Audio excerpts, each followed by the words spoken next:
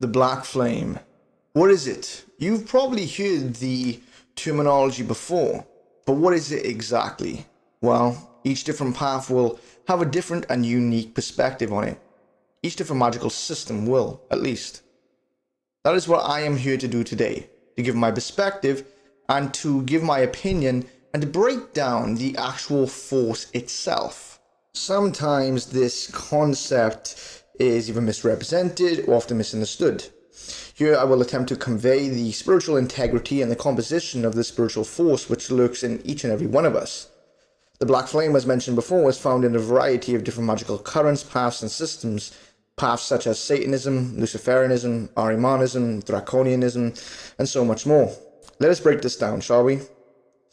The black flame exists within all of us, yet some say it's dormant, some say it needs to be activated. Essentially, what I would say is not necessarily an activation, more of a triggering than anything else, or what we are doing which seems to activate the dormant potential of the black flame, which in some capacity is already active in a sense. We are literally taking fuel and are fueling that divine fire. All fire requires fuel of some sort, right? This is essentially no different.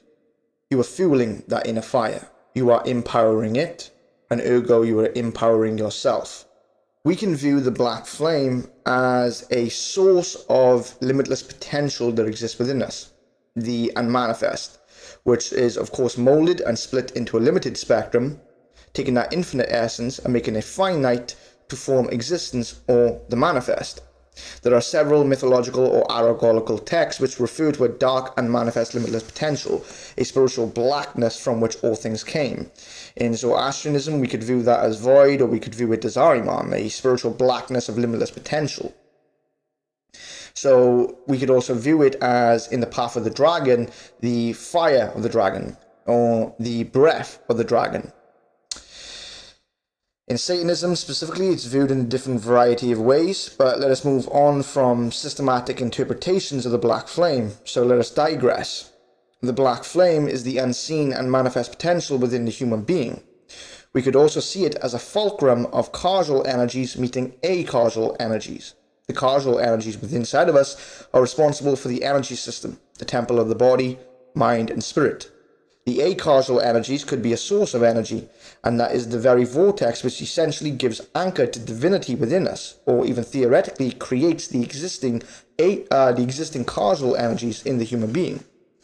We could also look at it from another perspective.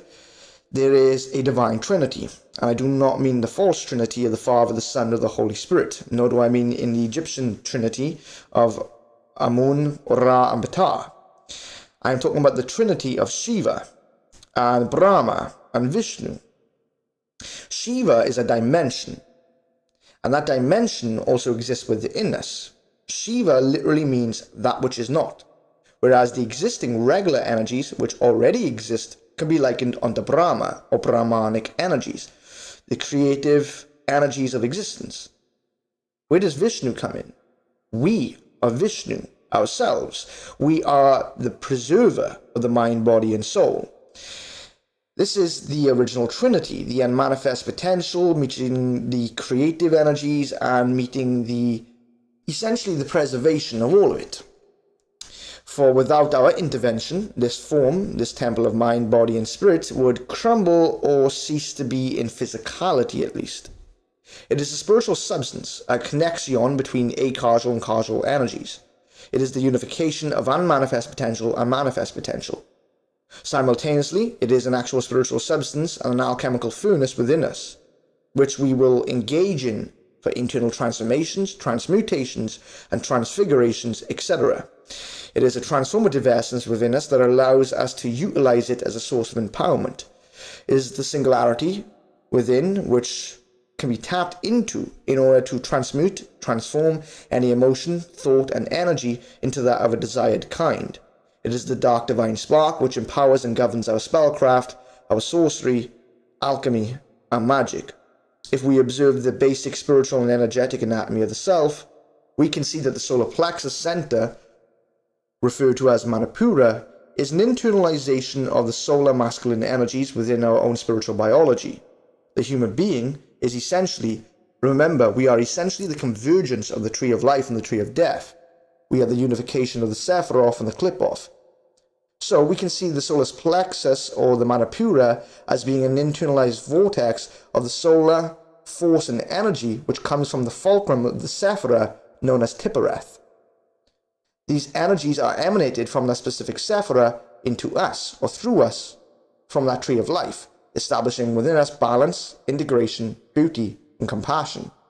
The fire of the solar plexus, then, is the energetic fire of tiphereth and the sun, whereas in the very same region lurks the black flame.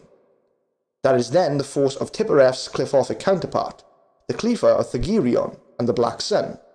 The black flame, then, is the vortex of the black sun, energy, force, and power, and is the energy of the very qlipha known as thagirion.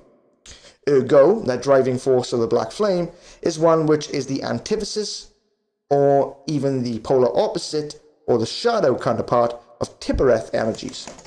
Whereas tiphereth is integration and balance, the black flame is empowered by the force of thagirion, and the black sun rules over destruction and more chaotic energies. Not just destruction, it is a deconstruction and a reconstruction energy. This energy is for the sake of personal deconstruction and reconstruction of consciousness, identity, ego, transformative alchemical force within us. It is the energy which oscillates between light and dark. It is the emergence of opposites, angel and demon, man and beast, primal raw self and godhood, spirit and flesh, consciousness and unconsciousness. Through the dark, burning embers of the black flame, we can begin to burn and deconstruct the illusionary, false ideologies, perspectives, theology and perspective on self, principles and other notions in our reality which may hold us back or restrict us in our spiritual ascent. Ergo, it is also a driving force for the deconstruction of ego and psyche and is a critical mass for shadow work. It is also an alchemical decomposition, often referred to as negredo, a spiritual blackness, an alchemical purification for the sake of sometimes removing identity or memory from one element or material in order to transmute it into another. This is merely the surface of the black flame.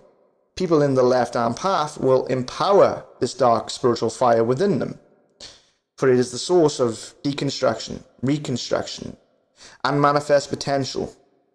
And also we can see that the black flame in the left-hand path specifically has been depicted in a variety of different things. The black flame upon the black sun, Azazel holding his torch and the ebon flame, Azidahaka or Zohak or Ahriman talking about the blackened fire. How about Baphomet? The fact that Baphomet literally has a black flame upon a elevated proportion of its own crown or head, conveying the higher spiritual intelligence. It is the force of expansion, empowerment, alchemical blackness which aids in one's own inner alchemy. It is the source of not only empowerment, but it is the driving force of your very own magic and your very own sorcery. People call upon archetypal energies, or specific archetypes, or specific spirits, which act as emissaries or heralds of this black spiritual fire. I've already mentioned a couple of them. For example, if we're talking about the qliphothic path, it could be referred to as Belphegor, or even Sorath, as they are the qliphothic rulers of Thagirion. How about Ahriman and Zohak? About the archetype of universal balance, Baphomet. Even other infernal deities have been known to act as heralds and emissaries over the black flame. Some say Azazel. Some also say Satan. Whilst we can invoke these archetypal beings and heralds of the black flame in order to somewhat add fuel and actively awaken the more dormant potential of the black fire within us, there are a variety of other methods too.